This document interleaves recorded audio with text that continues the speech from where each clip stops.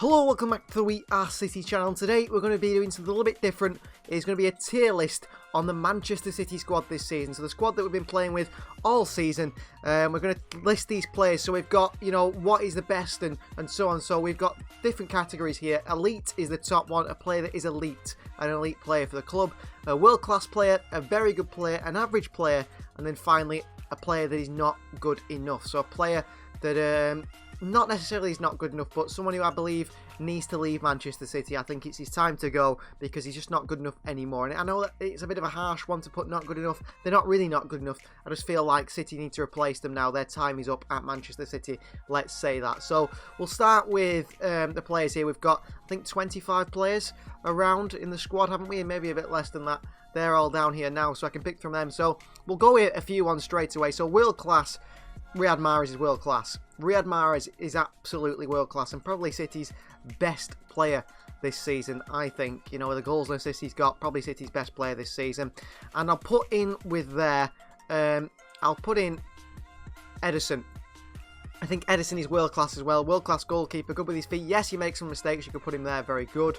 But I think he's crucial to how Manchester City play football. And if we didn't have Ederson, we had someone like David De Gea. Yes, De Gea might make more saves, but we've been in trouble a lot more often because he couldn't play out the back. So Ederson is in the world class category. I think the same goes for a few players here. Bernardo Silva is world class.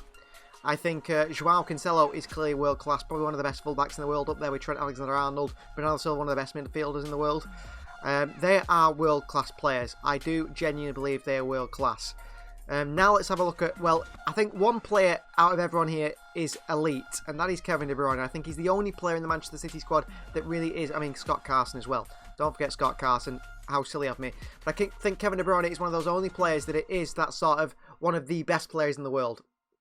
By far. These players are some of the best players in their position, like Joao Cancelo, probably one of the best in his position, Ederson, one of the best in his position, Bernardo Silva, Mahrez, but one of, the top 5 players in the world, Kevin De Bruyne gets in there. He's not always been amazing this season. He set off the season really poorly, but that was an injury, and he's had to work off that injury. So Kevin De Bruyne goes in the elite category alongside Scott Carson. Scott Carson's got to be in there. Now for another world-class player, I think Ruben Dias has got to go in the world-class section. I think Ruben Dias is clearly a world-class player. There's no doubt about that. And that shows, how good our squad is really when we've got Kevin De Bruyne up there and this many world-class players. And the only other world-class player I'd say we have is Phil Foden, probably one of the best youngsters in the world. So they're probably the whole amount of world-class players I've got personally.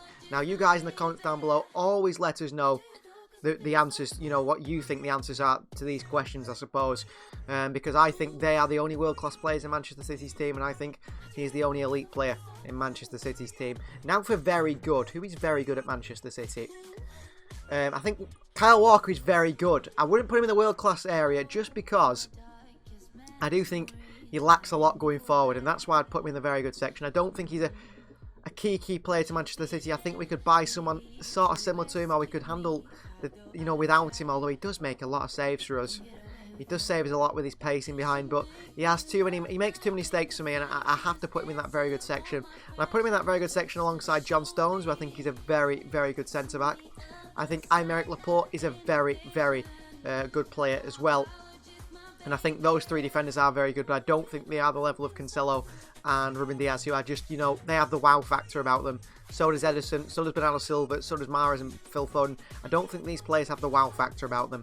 The same goes for Ilkay Gundogan. I think, Gundogan's had world-class seasons, but I think overall he's just a very, very steady, very good player. I know he scored, an incredible amount of goals for City last season. It's 17 goals in all competitions from midfield. I just think he's a very, very good player, but I don't think he is world-class, Ilkay Gundogan. Personally, I don't think he is. You can only have so many world-class players, can't you? And I don't think we've got, an incredible amount of world-class players. I don't think any team does. In that very good section as well, I'd put Rodri. I think Rodri is very good. And I think he's a key part to Manchester City, but he does need his hand-holding a little bit for me in midfield. If he plays on his own in midfield, he does need Gundogan or someone, Bernardo Silva, to sit and be the legs alongside him because he is slow. It does cause issues for him, and that's why I'd put him in the very good section. But I think all these players can reach that world-class level, or have been world-class at some point. I think Stones was world-class last season. Laporte 2 seasons ago, 3 seasons ago, was world-class. Gundogan was world-class last season. Rodri has reached world-class this season, but I don't think that is enough to say he's world class.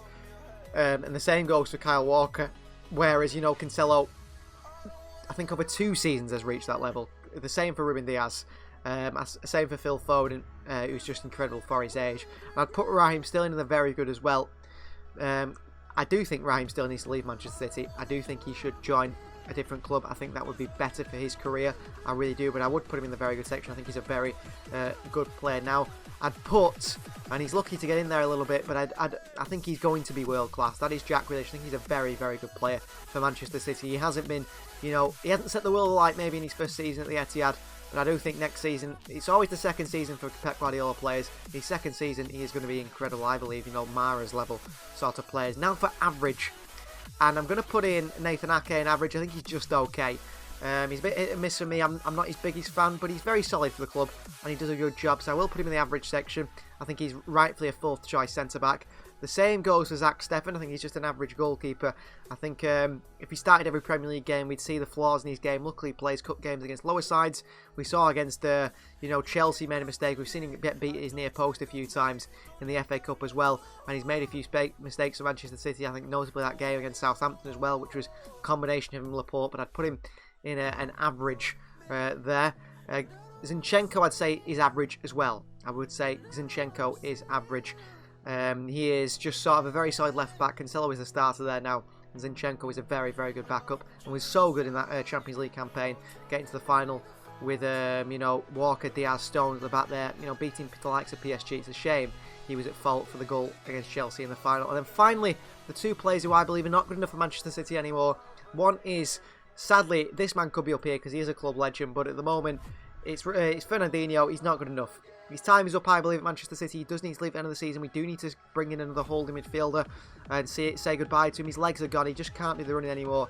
And I think in big games, we'll get really caught out. And if anything ever happens to Rodri, gets injured or anything like that, then we really will struggle with Fernandinho. I think he just can't play that many games in a week. And I think that's why we do need to look for someone else in that position. The final one, and this is a bit of a harsh one because I'd say he's probably between very good and average, really, Gabriel Jesus, but I'm going to put him in the not good enough. I think he needs to leave Manchester City. I think Jesus is a striker. Gabriel Jesus is a striker for Manchester City, but he's a striker that can't score goals. And that is an issue for me. So we've had to put him out on the wing. Haven't been playing on the wing this season, and he's been okay on the wing. But at the end of the day, he's a striker, and he needs to score goals. And he's the, as someone described him to me, the almost nearly man. He's the almost nearly man, or the almost there man, where he almost nearly scores a really good goal. He almost nearly scores a goal. He almost nearly finds a pass. He almost nearly beats 2 or 3 players or beats a player. It's always almost nearly with Gabriel Jesus. We need to see the final product with everything, with his passing, his dribbling, his pace, his shooting, and we haven't got it. We really haven't got it, and the amount of times he's offside is so frustrating. I do believe his time is up at Manchester City. Move him on, bring in Julian Alvarez, bring in another striker, and let him go and play maybe in Italy or in Spain, somewhere like that. You know, for Juventus, Inter Milan, AC Milan, Real Betis, Atletico Madrid, someone where he can be, you know, a starter and possibly a full-time winger if he isn't a striker. So that is the list. So you can see here, De Bruyne is elite alongside Scott Carson, the GOAT. We've got Mahrez, Ederson, Bernardo Silva, Cancelo, Diaz and Foden as a world-class players in this Manchester City squad. We've got Walker, Stones, Laporte, Gundogan, Rodri, Raheem Sterling and Jack Grealish as very, very good players in the team.